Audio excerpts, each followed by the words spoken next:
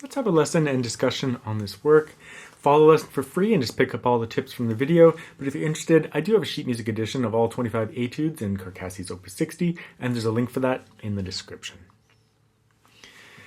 Etude number 13, also another very didactic study. Here we have an arpeggio pattern with repeated notes after. But that's about it. That's all you really have to manage in this piece. There is quite a bit of shifting, so your accuracy in terms of shifts are important. But there's not much else involved in the piece in regards to like other techniques, such as there's no slurs, there's no, I include one bar near the end to overcome a certain difficulty, but we'll talk about that later. But that's it. You have that pattern to execute, and you have to do it in the context of some musical phrasing. Also a somewhat relentless pattern that moves around the neck quite a bit. So very straightforward in one way, but still lots to practice. And I certainly found that it was difficult to present it because it's so simple. And in some ways, like you have to refine it quite a bit when the texture is simple like this. Now, the tempo marking of Andantino grazioso, when we think about that, even though the notes are fairly rapid, in the context of an Andantino and being graceful with it, you're just thinking in terms of the phrasing. You know, that bass line with your thumb, that should be Andantino and grazioso, even though there's this kind of rapid texture around it.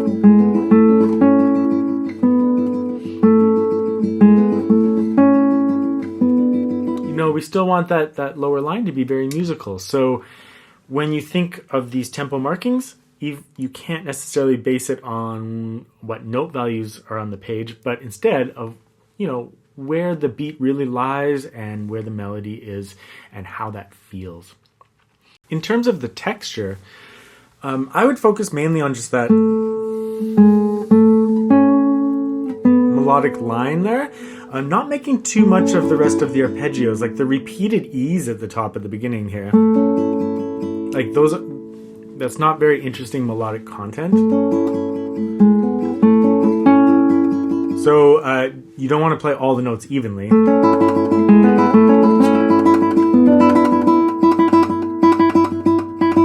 You're just going to hear that a lot. Now, in certain areas of the piece, that can be more interesting, like at measure 16, when he starts to crescendo there. You can start bringing it out a little bit more to build the intensity of the piece. But in general, those repeated notes, you can soften them up quite a bit. So you have a little bit of attack, followed by quite a bit of relaxation in your right hand and in terms of the volume of those repeated notes. So yeah, it's a flipped situation where the melodic material is kind of in the lower voice, and then the accompaniment, those repeated notes, the accompaniment, it's in the upper voice. This is not a situation where the upper note functions as like a tremolo where it's melody or something. Not really, because it's just not, it's too much repetition and too much rapid gunfire, right? So focus on the main melodic line, make sure everything is heard, but you can soften up the rest of that texture. Now, in terms of right hand fingering, in my score, I've written out 2 possible fingerings, but I use the first one, and I'll tell you why. So I use P-I-A-M-I-M, and then for the following arpeggios, P-I-A, P-I-A. So the question is, why am I using A and not M in an arpeggio pattern that is on adjacent strings like that? Why am I not doing P-I-M, but instead I'm doing P-I-A? The reason is that when you look at the whole piece, later on, it's much more ergonomic to use P-I-A.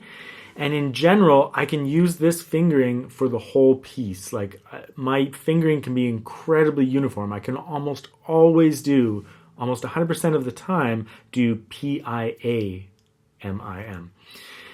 So I've chosen one fingering that will work in the majority of the work.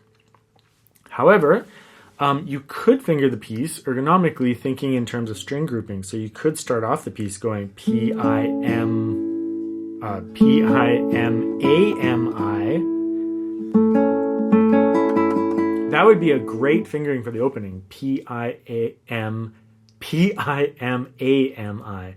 That A-M-I is, for a group of 3 makes a lot of sense. It'd be perfect. I don't think that's what Carcassi did. I don't think he used A even all that much. But nevertheless, that would be an excellent modern fingering. P-I-M-A-M-I. However, it doesn't really work well throughout the whole piece. Later on, you'd be doing some fingerings, quite spaced out. So you can decide. I would say that the advantage of my fingering is that you can just focus on it and get it and then use it for the whole piece. The other one, you just have to change it based on what string groupings occur. I think most advanced players can do that automatically without even thinking about it. They'll just, whatever string groupings happen, their hand will automatically respond because they've practiced so much technique and so many arpeggio patterns that their hands will just adapt automatically. Other people might want to use my fingering just so that they can be really consistent and don't have to change all the time. So it doesn't matter which one you do, but you have to choose one and then make sure you're following it. In terms of practicing the left hand, you can practice it in block form if you like.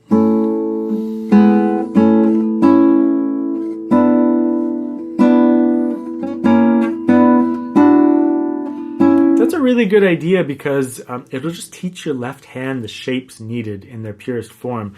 And just having your left hand aware of the chord shapes like that is really, really useful in terms of muscle memory. It'll just speed up your muscle memory of the piece. Instead of a whole bunch of individual notes, you have groups of notes in chords.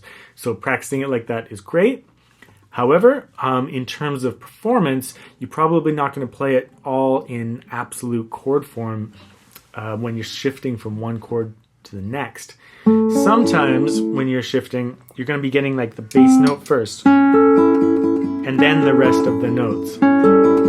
Because when you actually do a shift to somewhere, you must get the first note first. That's the first one that occurs, and it might give you an opportunity to get the rest of the notes later. Sometimes that's more important than other times. I can measure 13. Measure 14 actually. That's a hard shift. But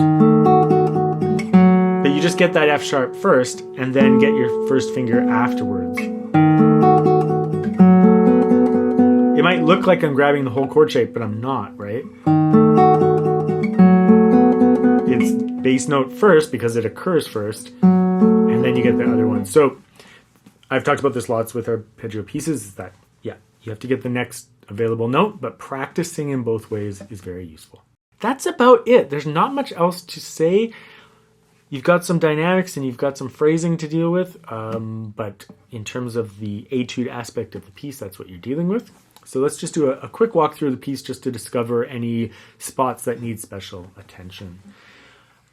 I definitely found in this piece it's a great opportunity to just keep your hand really nice and still and just do these nice little patterns with the fingers, right? Like minimal movement. And then in the left hand, just really focusing on your shift the accuracy of your shifts, right? In terms of musicality, just whenever you have like a high point like that, resolve it. You know, you can get a little bit of volume and then relax. That will really bring out the phrasing. And some of that is marked in the score with dynamics.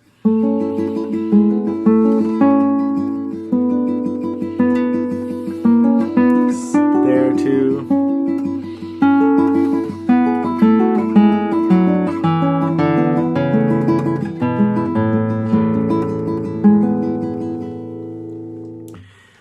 So like, yeah, near the cadence there, you have to do PI at the same time. And then I do the I pattern just to accomplish that 1/2 measure there. When you do this upper position work, just be a little careful you can use the second string as a guide finger, but I would lift the first finger quite a bit so you don't get tons of squeak. So just I would be a little bit careful to just lift it a little bit just so you don't get tons of squeak in that descending line. So from measure 9, the second section there.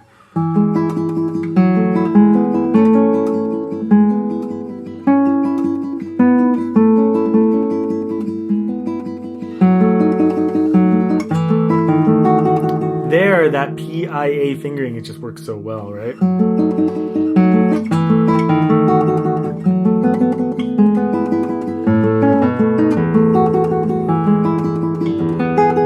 Up a little bit here in terms of intensity, but then relax.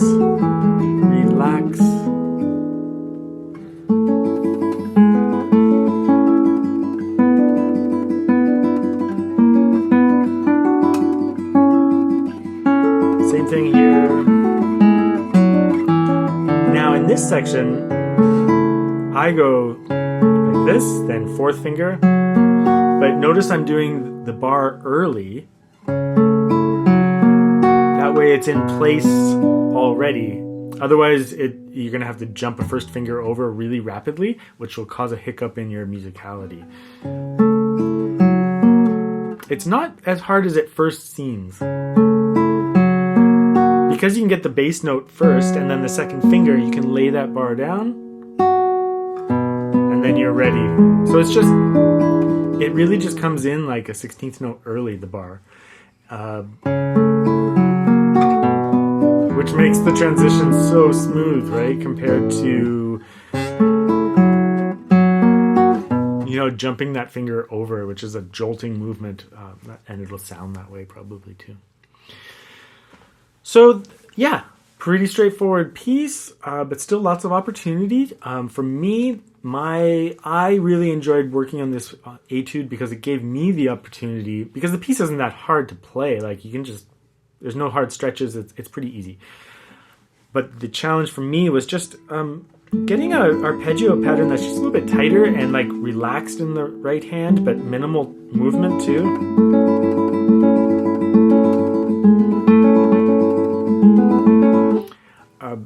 That was a little bit of a challenge and a great opportunity to work on that, and as well as the accuracy of the shifts as well. So another really didactic study and great study opportunity.